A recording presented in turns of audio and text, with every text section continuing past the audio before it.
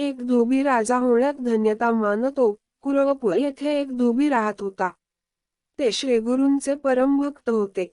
श्रीपाद श्रीवल्लभ सामान्य ब्राह्मणांप्रमाणेच नदीवर जात, स्नान, पहाटे संध्या व इतर विधी करीत. धोबी नदीवर जाऊन श्रीगुरूंची वस्त्रे धुवायचे आणि त्यांना श्रद्धेने नमस्कार करायचे.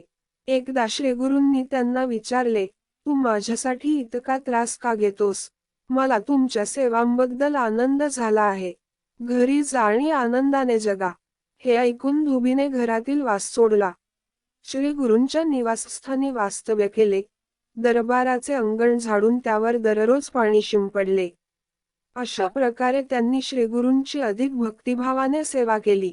एकदा वसंत ऋतूमध्ये वैशाख महिन्यात एक मुस्लिम राजा आपल्या सुंदर स्त्रीच्या हरमसह नदीवर आला. अनेक सेवक, हत्ती, घोडे, वाद्ये यांच्यासह मौल्यवान दागिने आणि वस्त्रे परिधान करून आनंदाने आनंद लुटत होता. धोबी राजाचे वैभव आणि वैभव पाहत होता. तो विचार करू लागला, मलाही असे प्रभुष्ट जीवन लाभले तर मी किती भाग्यवान होईन.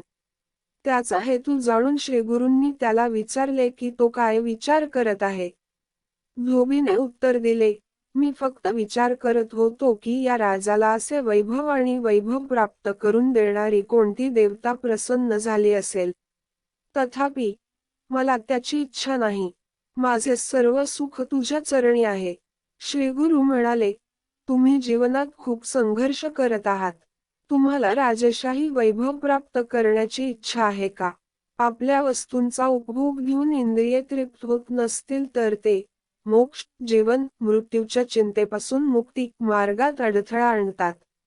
त्यामुळे तुम्ही मुस्लिम राजघराण्यात जन्म घ्या आणि राजेशाही जीवनाचा आनंद घ्या. धोबी, कृपया मला तुझ्यापासून दूर जायला सांगू नकोस. श्री गुरु, तुझा जन्म बिदरच्या राजघराण्यात होईल आणि मी तुला तुझ्या पुढच्या जन्मात भेटेन. मला आणखी एक जन्म मिळेल आणि नरसिंह सरस्वती म्हणून ओळखले जाईल. मी संन्यासी जीवन जगणार आहे. असे सांगून श्रीगुरूंनी त्यांना जाण्याची परवानगी दिली.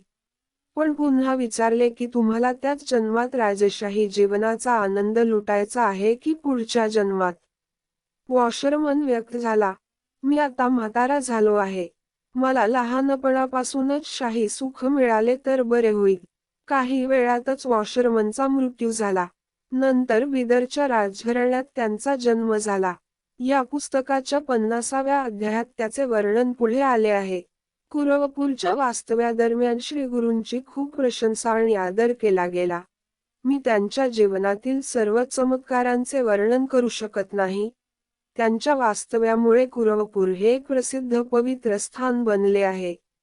श्रीपाद श्रीवल्लभ हे आश्विन वद्य 12 रोजी कृष्णा नदीत अंतर्धान पावले, ज्याला गुरु द्वादशी म्हणून ओळखले जाते. खऱ्या भक्तांना आजही येथे दत्तत्रय अवतार श्रीपाद श्रीवल्लभ पाहता येतात. याचा अनुभव अनेकांनी घेतला आहे.